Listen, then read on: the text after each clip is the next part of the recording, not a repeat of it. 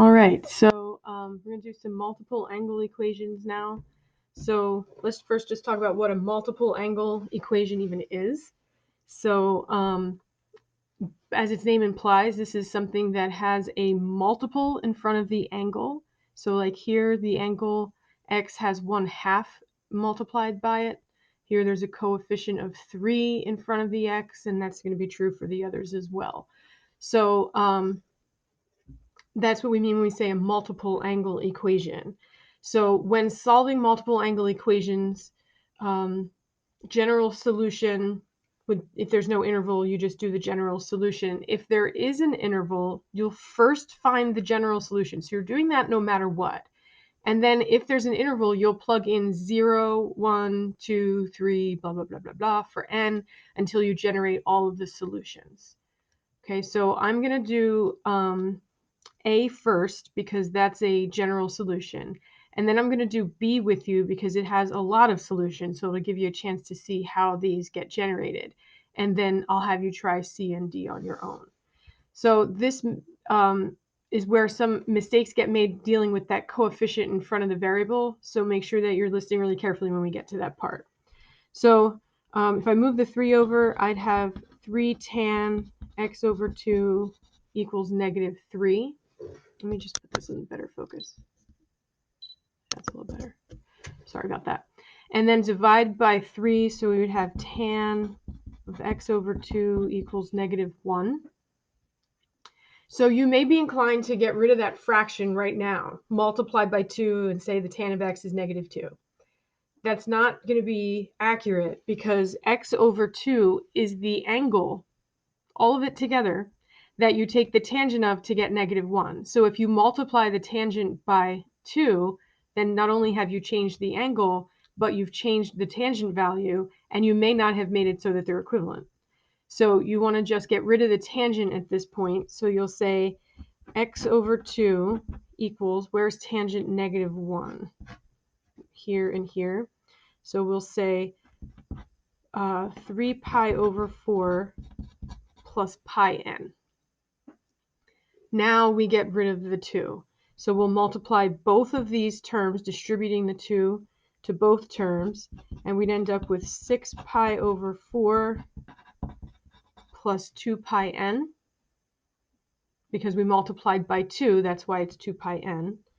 And then we can reduce this to 3 pi over 2 plus 2 pi n.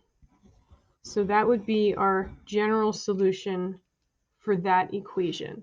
So you deal with the variable, the coefficient in front of the variable at the very, very end. So you've already gotten your angles, and then you multiply if there's a fraction that's being multiplied by the variable, or divide. So we're going to get to one here where we have to divide by 3 at the very end. Okay, so do not fall into that temptation to multiply by 2 at this point, because that would be wrong. So we found the general solution. When we move on to letter B, we're still, even though we have an interval, we're going to find the general solution because it's not going to be as obvious when you use when you're solving a multiple angle equation of what the value of the angle should be, right? We get weird numbers like, pi over 9 and 3 pi over 12 would reduce, but pi over 12, we get really strange numbers.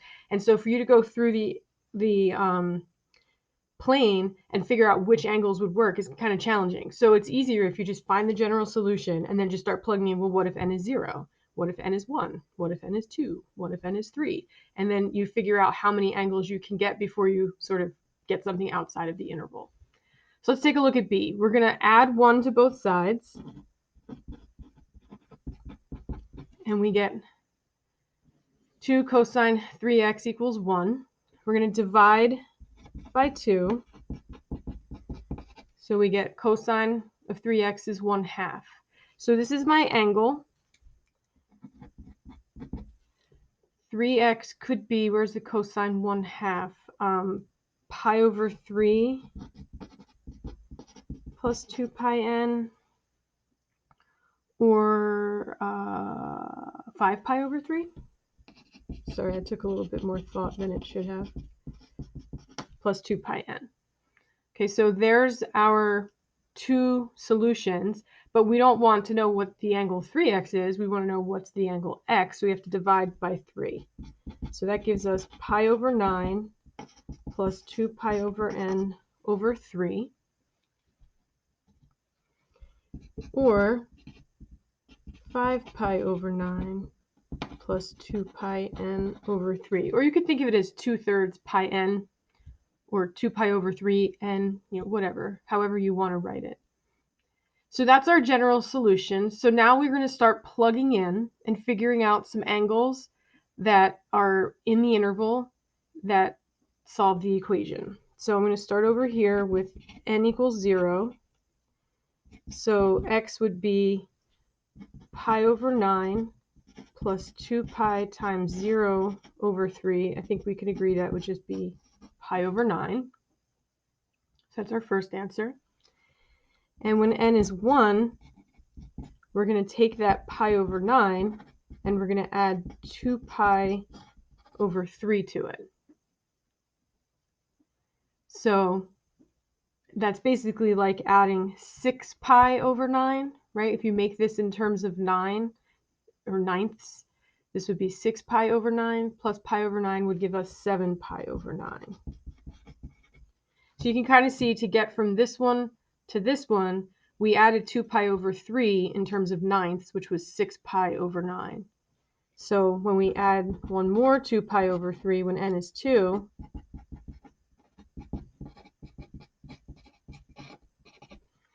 we would just be adding another 6 pi over 9 to this one, which might be easier. Or you could think of it as pi over 9 plus 12 pi over 9, which is 13 pi over 9. So you can see this pattern.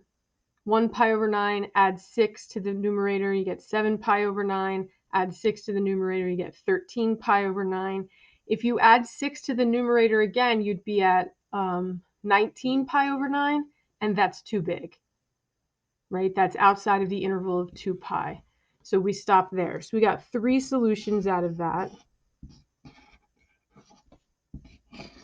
And we still have to do the other one.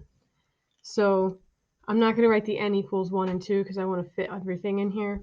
So when n is 0, this whole term would go away and we'd have 5 pi over 9. We kind of learned from the previous example that we add 6 pi over 9 or 2 pi over 3 sort of successively. So if we add 6 pi over 9 to this, we get 11 pi over 9. Another 6 pi over 9 would give us 17 pi over 9. And you can see we're really close at this point to 2 pi. We're only pi over 9 away from it. So if I add another 6, I'd be outside of the interval. So these are all of the angles for that equation. So still you find the general solution, even though you have an interval. That's different. That's new. We haven't done anything like that before. So you're still going to find the general solution, and then you're going to plug in 0 for n, 1 for n, 2 for n. Maybe you go to 3 or 4 or 5, depends on, how small this angle is, what you're adding each time. That'll give you an idea of how many, that's what's driving how many solutions you can have. So you just keep plugging in until you get something that's out of the interval, and then you stop. If there's another factor that gave you another set of solutions, you would do that one as well.